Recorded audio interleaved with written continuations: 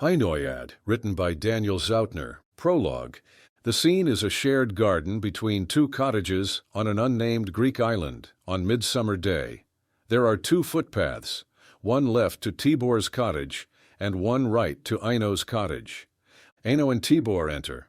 Their uniforms are faded to gray ghosts, their packs heavy with 10 years' weight. Tibor immediately drops his pack with a satisfied grunt. He rolls his shoulders and loosens his belt. He pulls out a small leather pouch. Coins clink softly as he bounces it in his palm, grinning. Eino still clutches his pack straps, his eyes darting to the shadows between buildings, freezing at every small sound. A bird call, distant voices, the creak of settling wood. Tibor. Home. Can you believe it? Actual bread baking somewhere. Come on. Nellie's probably been watching that path since dawn. Eino. Go ahead. I need a moment. A distant dog barks. Eino's hand moves instinctively toward his belt where a sword would hang. Tibor doesn't even notice the sound. Tibor. You planning to stand guard all day? Eino. Just listening. Tibor. To what? Birds. The neighbor's goat. I'm going home. Real food. Real bed. No morning trumpet. Come by tomorrow. Got some ideas about work. Eino. Work? Tibor. A man must eat. The war gods fed. Now we feed ourselves. Those Phoenician traders we met at Pylos, they grow fat on purple dye and Eastern goods. I learned their roots, their margins. Why shouldn't a soldier claim his share of peacetime spoils? Eino. Is that what peace is? Trading routes and margins? Tibor. It's a life, better than most get. Eino. Sometimes I wake and I'm still there. Can taste the dust, hear the shields clashing. Tibor. The first libations of peace always taste of war. Give it time. Eino. And if time doesn't help? Tibor. Then you stay busy. Trade keeps the mind occupied. You still think about it? Phosis. Eino. Every day. Tibor. The boy was good. Too good. If you hadn't...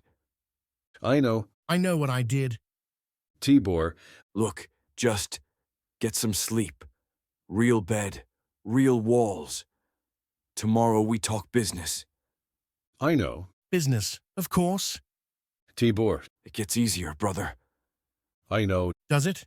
Tibor. Tomorrow. Tibor exits. Eino remains alone. Eino. 10 years since I've done that. Touch earth without checking for blood first. Strange. No horns. No shouting.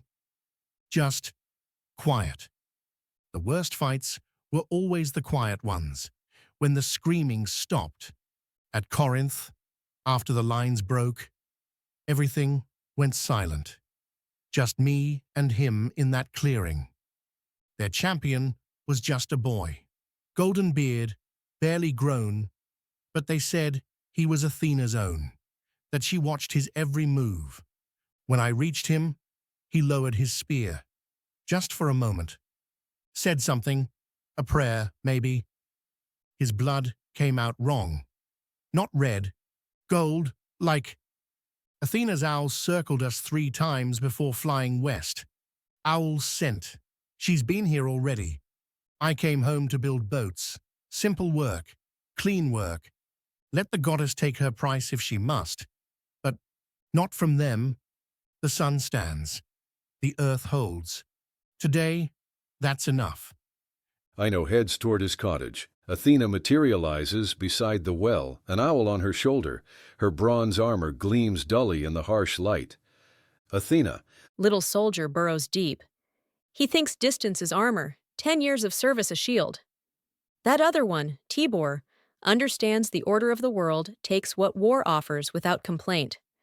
The gods favor gratitude, not guilt.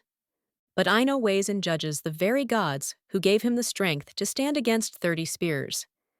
He slew my golden palace perfect spear-bearer, my pride. Then dared call victory a burden. A hero's death demands a hero's price, yet a quick spear would be too clean. I'll sour every joy in his mouth, turn each laugh to ash, let peace crumble grain by grain until he kneels in the wreckage of his own making. Then he will know whose hand shaped his ruin, whose justice carved his fate from pride. Pallas's blood cries out beneath the black pines. By the roots of Olympus it will be answered. Athena exits. The owl's cry echoes long after she's gone. Episode 1. The Customer. A rough work table displays rolled boat plans, wood samples, and measuring tools. The sun blazes mercilessly overhead. Nellie arranges papers at the table. Eino enters carrying a half-finished model hull and sets it down carefully. Nellie, The timber merchant confirmed delivery for tomorrow morning. Straight pine, seasoned 3 winters. Fair price considering. Eino, Good wood builds good boats, and good boats build good names. 20-footer should suit the fisherman well. Shallow draft for the reef beds, high bow for the swells. Nellie, That customer you met at market, he said he'd come today? Eino, Andros, the net mender, needs something sturdy for autumn runs.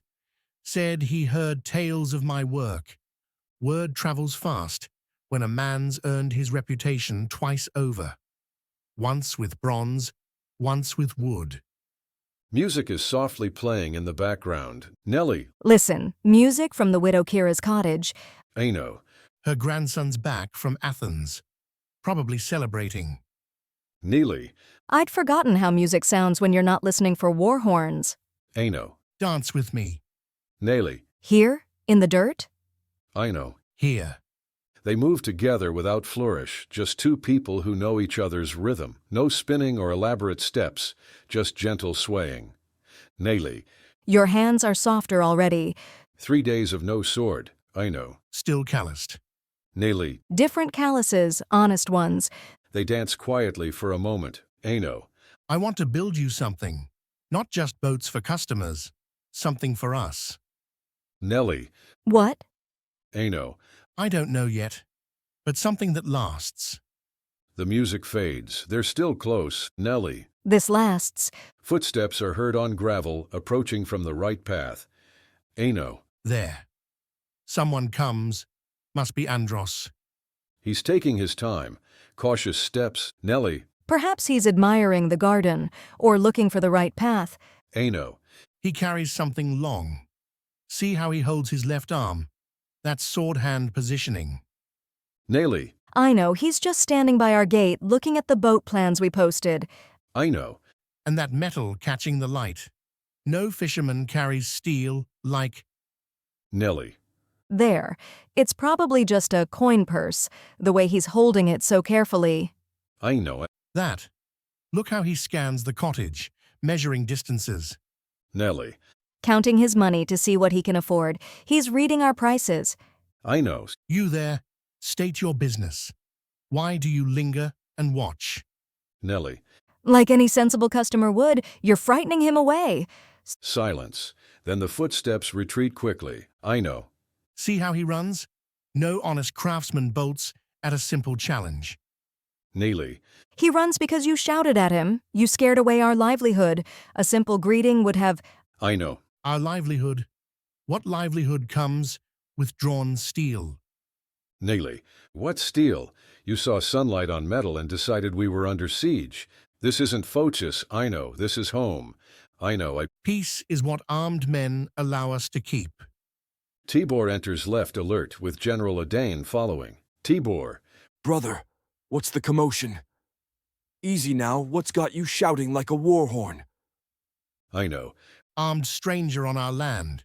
Saw how he ran when challenged? Tibor. Armed? Then you did right to chase him off. Can't be too careful these days. But look who I bumped into at the market. General Adane himself says he's been asking around for you. Eino. General Adane. By the gods, what brings you to our island? Adane. At ease, Captain. I'm here we're recruiting for the Republic, eyeing the Myconian Sound. Fresh campaign, fresh glory. Veterans earn triple pay, captain's plume. Your ledger screams leadership. Eino. I've had my fill of other men's wars. Adane. Have you? Because from what I hear, the wars haven't had their fill of you. Think on it. 2 weeks I'll be on the island. A man's fortunes can change quickly in civilian life. Nellie. General, with respect. Adan. Ma'am, Captain. Adan exits as efficiently as he entered. Tibor. Same old Adan, always fishing for fresh meat. But listen, brother, about your business troubles. Starting capital's always the hardest part. Eino. We'll manage. Tibor. Will you? Because I could help. The spice trade's been remarkably profitable lately. Supply lines during wartime, you understand. Lots of opportunities for a man who knows which ports stay open, which roads stay clear. Eino. I know where that money comes from, Tibor. Tibor. It comes from being smart enough to see which way the wind blows. Eino. It comes from other men's blood. Tibor. Blood that was going to flow anyway. At least some good. Eino. Keep your coin. I'll build my boats with clean hands, or not at all. Silence. Tibor looks wounded. Nellie watches both men, troubled. Nellie. Maybe we should all go inside, get some wine, talk this through properly. Eino. Number. Something's wrong. Can you feel it? The air itself watches us. Tibor. Brother, you're seeing shadows where... An owl call is heard, closer, more insistent. Eino. There. You hear it? That's no natural bird. I need to check the cottage. Make sure the doors are barred. Eino exits right toward his cottage, leaving Nellie and Tibor alone. Long pause. Nellie drinks, staring at the scattered plans. Nellie. Look at this mess. 3 days home and already everything's falling apart. Tibor. He'll find his footing. Nellie. Will he? Because that customer won't be the last one he frightens away with his, caution. Tibor. The war marked him differently than it marked me. Nellie. Yes, I can see that. You came home and prospered. He came home and sees enemies in every shadow. How do you do it? Come back and just live? Tibor. I learned early that the world doesn't care what you've suffered. It only cares what you can do today. So I focus on today, tomorrow, next week's shipment. Nellie. And that works for you? Tibor. Keeps me busy, keeps me fed, keeps me from thinking too much. Nellie. You make it sound easy. Tibor. Nothing about it is easy, but sitting still is even harder. For some of us anyway. Nellie. He won't even let me help anymore. Says I don't understand. Tibor. And he's probably right. I doubt you do understand. Nellie. Maybe I don't, but I do understand simple arithmetic, and if we don't get enough money, we will starve. That much I understand. You must help us, Tibor. You must convince him to take your money. Tibor. Nellie, he made his feelings about that clear. Nellie. His feelings won't put timber in our yard or food on our table. Without capital, we have nothing. Please, you're his oldest friend. If anyone can make him see reason... Tibor. I'll try, but I can't promise anything. Nellie. Thank you, by all the gods. Without you, I fear what might become of us all. Tibor exits left, shaking his head. Nellie remains alone, looking toward Eino's cottage, an empty cup in her hands. Episode 2, The Letter. The work table remains, but the boat plans are scattered. The sun blazes as mercilessly as before. Nellie sits at the table trying to organize the scattered papers. She looks tired, shadows under her eyes. A cup of wine sits beside her. Nellie. 20-footer specifications. Where did the measurements go? One shouting match and everything falls apart. Dionysus approaches from the right path, wearing a simple traveler's cloak over his usual robes, carrying a leather satchel. Dionysus. Letters for the household of Eino, the boat builder, Nellie. Thank you, messenger. Any payment required? Dionysus. No payment needed. Good day. Dionysus exits quickly. Nellie opens the letter and begins reading. Nellie. The Maritime Guild. Oh gods, what have you done, Eino? They rejected the application. Eino enters from the cottage, carrying a chisel and wood block. Eino. Good morning, love.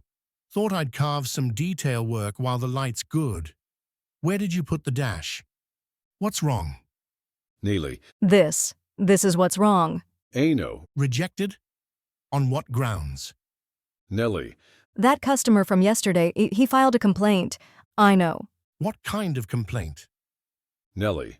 Threatening behavior toward prospective clients. Einoiad. Threatened? I defended my property. What honest craftsman approaches armed? Neely. What honest guild destroys a man's livelihood over one complaint? Eino. This is wrong. This feels like something else. Something larger. Do they know who I am? Do they know what I've done for this republic? Neely. Eino. At Thermae, Kletos died in my arms. 3 days without sleep, their horns never stopping.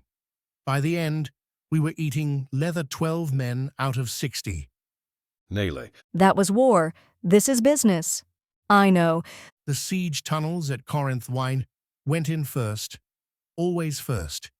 Came up behind their engines, covered in mud and shit, and 200 men followed me because they trusted I'll bring them home. And now some guild clerk tells me I'm what, not good enough. Neely. And you did bring them home. Eino, the slayer of 30. That's what they call me, Pallas the Golden. When I pulled my blade from his chest, his eyes, they weren't human anymore. Something else looked out at me. Something that remembered. These hands that held a sword for 10 years can't hold a carpenter's contract. Nelly. Perhaps if you spoke to them, explained what happened. Eino. Explained. What explanation does a hero owe to merchants and money changers?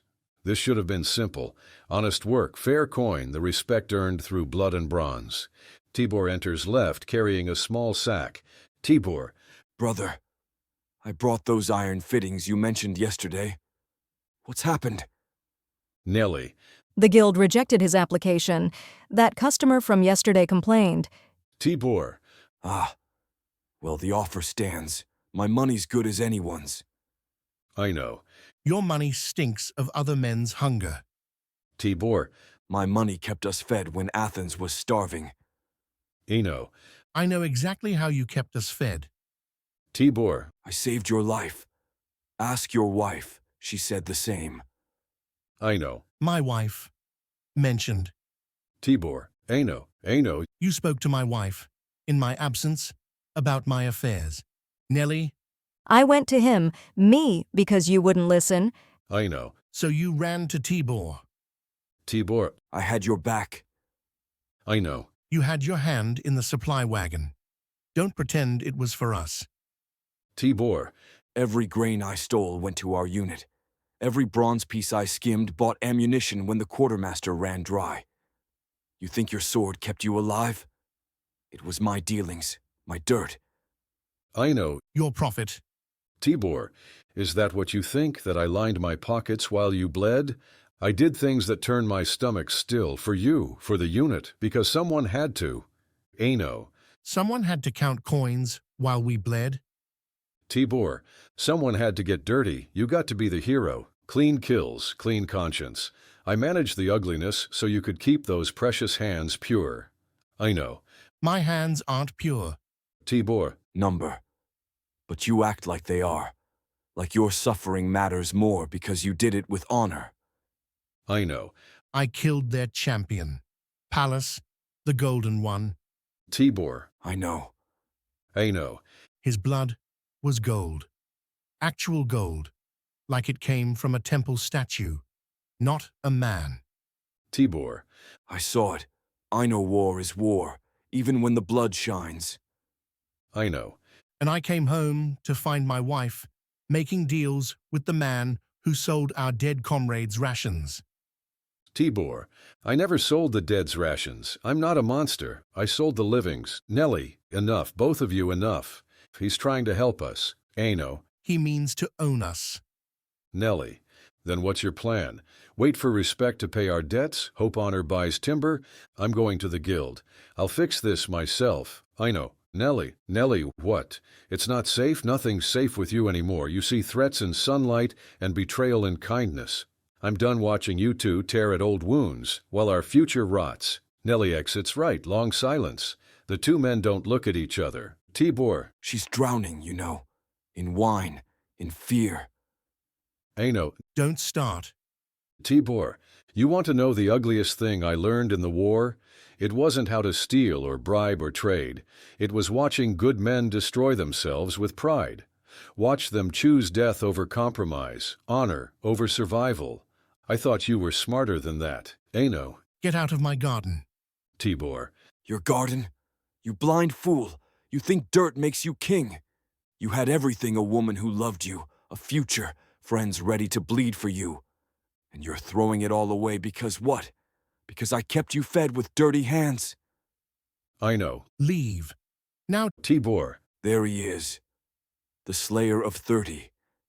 Tell me, hero, when you're alone with nothing but your honor to keep you warm, will it taste better than bread my coin could have bought? She'll leave you, maybe not tomorrow, but she will. And when she does, when you're sitting here with your principles and your ghosts, remember this moment. Remember when you had a choice. Tibor exits left. Eino. I had a choice. I made it 10 years ago. Everything after was only echo. Eino stands alone, looking at the scattered plans, the empty wine cup, the letter still crumpled in his fist. He picks up Nelly's wine cup and drains it. Eino. 10 years of killing for ungrateful merchants. Heroes. What do any of them know about heroes? He exits right, clearly angry. Athena materializes beside the well, removing her owl mask. She walks slowly and elegantly towards the center of the garden, a naughty smile on her face. Athena. Such a clever mortal. At first I was frustrated. I had planned such elaborate torments. First, dreams. Every night Pallas would rise from Phosis's black pines, his golden blood still wet on phantom bronze. The hero would wake screaming, clawing at sheets that reeked of laurel and death. Then the subtle work his adze would split mid-stroke. His finest timber would bow and crack like green wood in flame. I would have whispered in the market, that man's hands shake. That man sees enemies in empty air. But the masterwork, the masterwork would have been his pride. The first boat, launched with ceremony before the whole island, settling like a stone beneath the waves, while children pointed and wives covered their mouths in shame. I spent months designing this revenge. Complex, divine, worthy of the offense.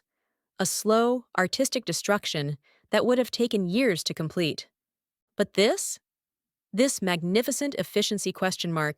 In 2 days, he's accomplished what would have taken me seasons. Watch how he works. Rejects the very friendship that could save him. Scorns honest opportunity.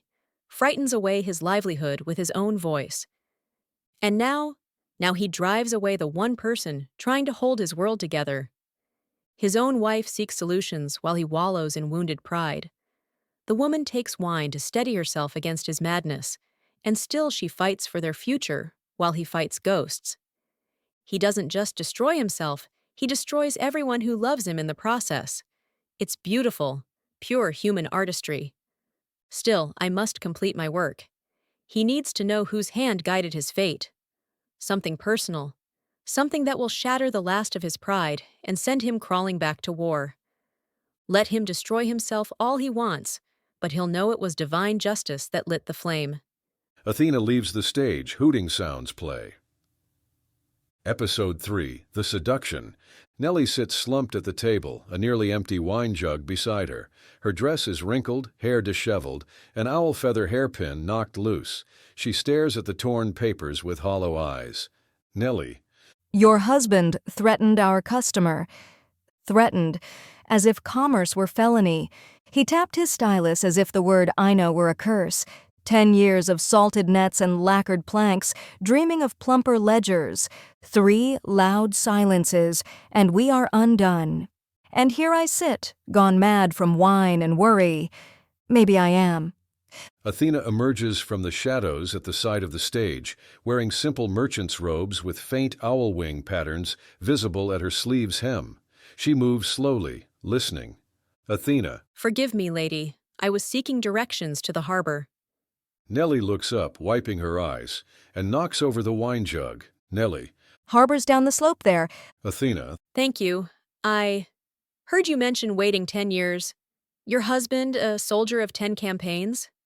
Nelly. What's it to you? Athena. Nothing. I've just seen that look before, in ports where widows bloom too soon.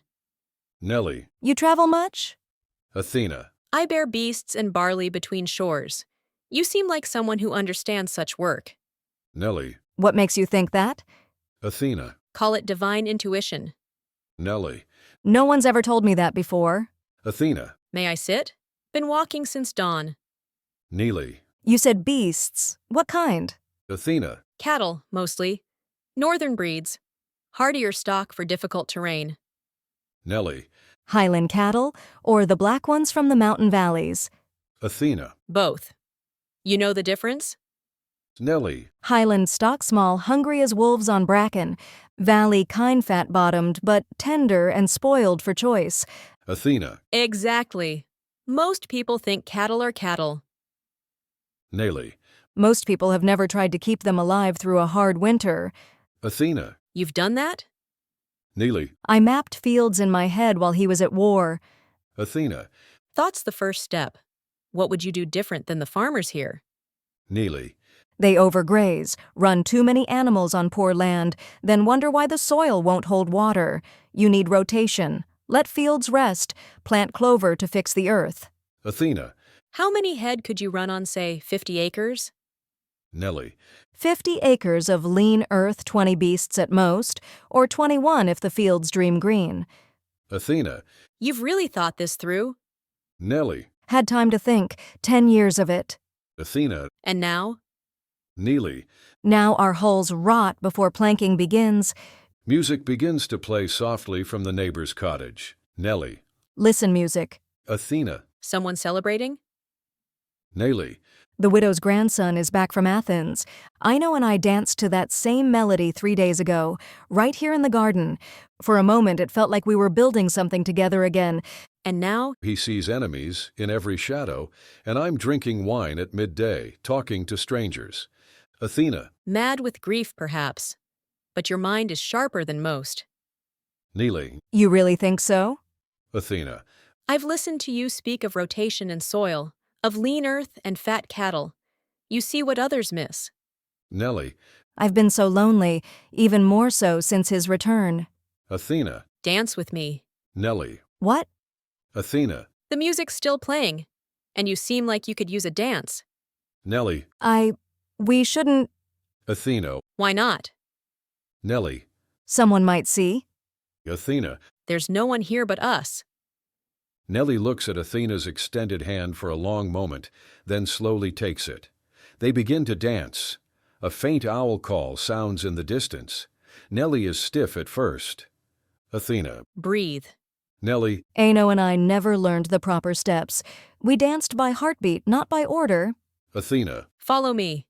Neely gradually relaxes. As Athena guides her, they move closer together. Athena. You learn quickly. Nelly. When I was young, I used to dance alone in the fields, before anyone was watching.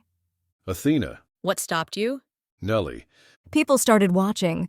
The music continues. They're quite close now, barely moving. Nelly. I should go inside. Athena. Should you? Nelly. Yes. Athena. Then go. Their faces are very close. The kiss happens naturally. A single feather drifts down as they embrace. The music from the neighbor's cottage stops abruptly, leaving them in sudden silence. Eino enters from his cottage, looking for Nelly. He stops dead at the sight. Eino. What in Hades' name? Nelly. I know. This isn't. Athena. Peace, hero. Your wife came to me willingly. Eino. That voice. Athena removes her disguise, dropping the robe on the floor. She is now revealed in her divine form. Athena. Yes, I know. You know me well. Eino falls to his knees. Eino. Athena. Goddess. Please. Athena. I came here planning elaborate revenge. Nightmares to drive you mad. Cursed tools to break in your hands. Whispers to turn your neighbors against you. But you've done my work for me, haven't you? Your paranoia drove away your customers. Your pride rejected every offer of help. Your blindness pushed away the one person who might have saved you. Nelly. You used me. Athena. I showed you truths you already knew about yourself. Everything I said about your worth, your intelligence, your dreams, all of it true. We're almost finished, you and I. Nellie, I should have known. Nothing good in this world is real. I need more wine. A lot more wine. And I need to be anywhere but here. Nellie exits into the cottage. Athena turns back to Eino. Athena. One final gift awaits, mortal. General Adan enters from the left path, looking around uncertainly. Adan. I came at the time you summoned me. What is this about? Athena. The soldier has something to discuss with you. His civilian life has proven insufficient. Your escape awaits, hero. Athena exits. Eino remains on his knees, staring at the ground. Adan approaches cautiously. Adan. Soldier, you look like a man who's had enough of peace. Eino. Take me. Take me anywhere but here. Adan. 5 years service, triple pay, full rank restoration. You'll ship out at dawn. Eino. Dawn. Yes. Eino follows Adan off stage left, never looking back. The stage empties, except for the scattered boat plans and abandoned wine, the silence broken only by distant waves and the sound of weeping from inside the cottage. Episode 4, The Reckoning. The work table remains abandoned, boat plans scattered and wine-stained. Nellie sits at the table holding a small hand mirror, her dress wrinkled, hair unkempt. An almost empty wine jug sits beside her. She practices speaking to her reflection. Nellie. Eino, I'm sorry for... No, that's not quite right. Eino, I don't know how I can... No, not there yet. My dearest husband, what happened between Athena and me, it wasn't real. None of it was real. But it felt real, didn't it? For just a moment, someone saw me, really saw me. No, that's worse. That makes it worse. Eino, I betrayed you. I betrayed us. I went behind your back to Tibor. I kissed another. I kissed a goddess who was using me to destroy you. I should have seen it, should have known, should have protected you instead of pushing you away with my desperation and my wine and my stupid, selfish dreams. Tibor enters from the left path, moving slowly, heavily. His usual merchant's confidence is gone. He pauses at the edge of the garden, seeing her with the mirror, and his face falls. Tibor. Oh, this isn't a good time. Nellie. Tibor. Perfect timing, actually. These boat plans are everywhere. Eino will be furious when he gets back from campaign and sees this mess. I need to organize them by size, by wood type. Tibor. Nellie, I need to. Nellie. And this wine stain. Look at this table. What kind of wife lets everything fall apart? I should have kept things proper. Tibor. Nellie, please stop and listen to me. Nellie. No, I need to fix this first. The garden's overgrown, the well needs cleaning. His chisels are dull. What good is a boat builder with dull chisels? I'll sharpen them, oil the handles, make everything ready for when he comes home. Tibor. Nellie, I came from the town center. Nellie. Good. Did you see customers? Anyone asking about boats? I should bake honey cakes, take them to market, show we're good neighbors who don't threaten people. We'll make this right. All of it. Tibor. Nellie, they read the lists today. Nellie. Lists? What lists? Inventory lists. We should check our timber order. Shopping lists. We need proper food for when Eino comes home. A feast. Lamb, fresh bread, that wine he likes from the South Island. Tibor. Nellie. Seed lists. We could plant onions, herbs in the corners there. Chickens. Fresh eggs every morning. Eino would like that. He always said he wanted chickens. I'll mend his nets, polish his armor, make this place worthy of a hero. Tibor. The casualty lists, Nellie. Nellie. He'll want his workshop organized, tools in proper order. I'll build him shelves, good oak shelves where everything has its place. Tibor. Would you stop already? He's dead. Nellie goes completely still in his grip. The frantic energy drains out of her all at once. She stares at him, then slowly her legs give way. Tibor lowers her to sitting beside the table, still holding her arms. Nellie. I knew it. Tibor. You couldn't have known. I should have nailed his door shut. Nellie. I know it in my heart. I killed him. God help me. I killed my husband. Tibor. Nellie, it's war. The gods themselves saw to it. What could you have possibly done? Nelly. Don't you see? Every choice I made, every desperate attempt to fix things, I pushed him further toward destruction. I murdered him as surely as if I'd driven the spear myself. Tibor. You think you're that powerful? That you control divine wrath? Neely. What was left for him but to run toward death? When he saw me with her, when he realized I'd betrayed him, I gave him no choice. She collapses into weeping. Tibor sits helplessly beside her. After a longer silence, an owl call echoes from somewhere unseen. Then Athena materializes beside the well in her full divine form. Tibor. Goddess. Athena. Get up and wipe your tears, mortal. You are free. Neely. Free? You dare call this freedom? I am chained to his ghost forever. Athena. The debt is paid. Divine justice has been served. Neely. Your justice is but a butcher's blade. It cuts down everything near its target. Athena. Mortals destroy themselves. I merely guided. Nelly. You used my love as your weapon, made my loyalty into his doom. Athena. You chose your actions freely. Nelly. Did I? Or did you weave them into your tapestry of revenge? Athena. What do you know of the gods' designs? How they weave through centuries what you see as moments? Where were you when I set the foundations of war? When I taught men to forge bronze and wield spears? Nelly. And what justice is there in this? A hero dead, a wife destroyed. Athena. Do you command the tides? Do you set the courses of stars? Yet you would question the justice of gods? Neely. Your champion died with honor in battle. My husband died broken, thinking himself abandoned by the one person who loved him. Athena. Can you fathom the depth of divine purpose? The threads I weave span centuries, mortal. Your grief is but one note in a song too vast for your ears. Nelly. One note? One note? 10 years I waited for him. 10 years I built dreams around his return. And you call that one note in your song? Athena. What is a mortal lifetime to eternal justice? Neely. What is justice that feeds on love? What divine order requires a wife to destroy her husband? Athena. You understand nothing of... Neely. Then take your vast understanding and your divine purpose and your perfect justice and leave me to my wine. I am done with gods and their games. Athena. So be it. Athena regards her for a moment, then fades away. Neely reaches for her wine cup. Tibor remains sitting awkwardly, unsure whether to speak or leave. Nelly. To the dead, and to the living who envy them. Nelly drinks. The sun blazes overhead. Tibor comforts her. They stand there in silence and remain there in the background through the last chorus part.